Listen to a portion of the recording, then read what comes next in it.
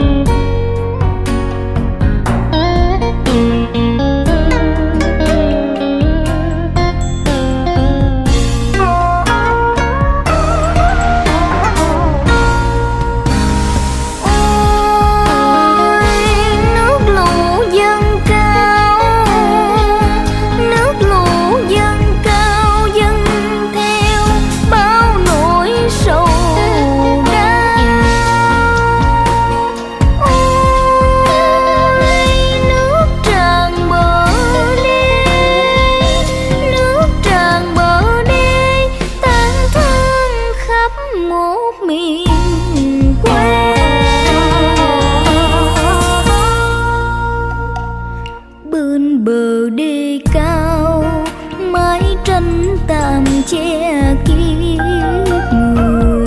Ơi đồng bằng ơi, biết bao thân phận nổi trôi. Còn một trái tim ai ơi, nhớ lại miền Tây. Nhiều điều mà thương dân ta lắm nỗi đoan trời. Còn một trái tim ai ơi, nhớ lại miền Trung. Nhiều điều mà thương dân ta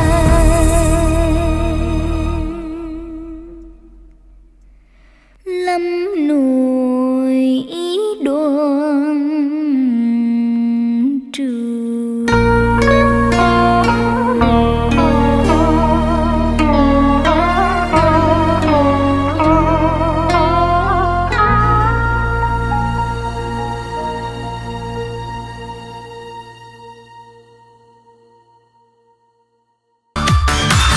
Không còn con sông, nước dâng tràn lên bãi bồi. Anh về quê em, khắp nơi như là biển khơi. Chập chờn mái tranh ngói đón chiều giấc. Những đàn gà con chơi vơi đừng nhìn trời xanh. Bao ngày trôi qua lũ cao dần lên nữa rồi, không còn nhận ra tiếng ai đi tìm người trôi. Mẹ ngồi dưới mưa tay ôm ấp trẻ lành cơm, xóm làng chìm trong bao la những nỗi đau này. Ôi nước lũ dâng cao, nước lũ dâng cao dâng theo bao nỗi sầu đau. Ôi nước tràn bờ đê, nước tràn bờ đê tang thương khắp một miền quê. Bên bờ đê cao mái tranh tạm che kiếp người. Ơi đồng bào ơi, biết bao thân phận núi trôi. Còn một trái tim ai ơi nhớ lại miền Tây. Nhiều điều mà thương dân ta lắm nỗi đoan trường.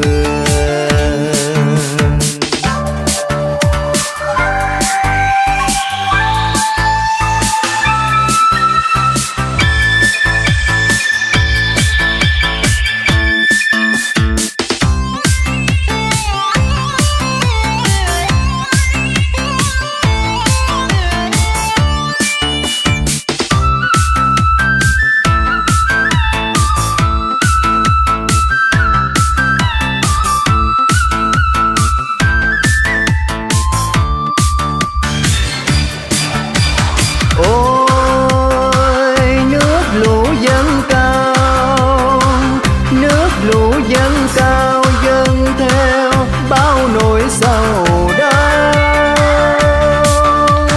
Ôi nước tràn bờ đê, nước tràn bờ đê tang thương khắp một miền quê. Bên bờ đê cao mái tranh tạm che kiếp người. Ơi đồng bằng ơi, biết bao thân phận nổi trôi. Còn một trái tim ai ơi nhớ lại miền Tây. Nhiều điều mà thương dân ta lắm nỗi đoan trường. Nhiều điều mà thương dân ta lắm nỗi đoan trường. Nhiều điều mà thương dân ta lắm nỗi đoan trường.